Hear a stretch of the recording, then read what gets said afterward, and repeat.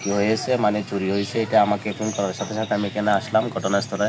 ওখানে উপস্থিত ক্ষেত্রে দেখলাম ওনার ঘর থেকে ডলার, স্বর্ণ এবং নগদ টাকা চুরি হয়েছে।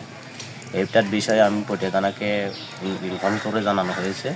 ওখান থেকে পুলিশ আসতেছে, পুলিশ এসে বাকিটা দেখার জন্য পুলিশের সাথে দেখি কী করা যায় অতটুকু। আর ওনাদেরকে বলছি যতক্ষণ পর্যন্ত পুলিশ আসে নাই ততক্ষণ পর্যন্ত আপনারা এখানে একটু অপেক্ষা করেন। কি কি নিয়েছেন একটু যদি বলেন।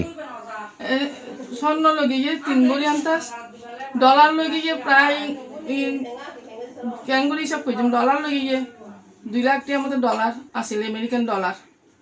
তারপরে পয়সা আসিল, কয়েন আসিল এই লগিয়ে। আপনার ছেলে কি আমেরিকা থাকে? অস্ট্রেলিয়া। অস্ট্রেলিয়া না? নগদ টাকা কত নিয়েছে? নগদ টাকা প্রায় 7 লাখ টাকার মতো নিয়েছে। নগদ 7 লাখ টাকা আর স্বর্ণ 3 ভরি। আর কি নিয়েছে? আর ডলার সহ 7 লাখ টাকা হিসাব করো।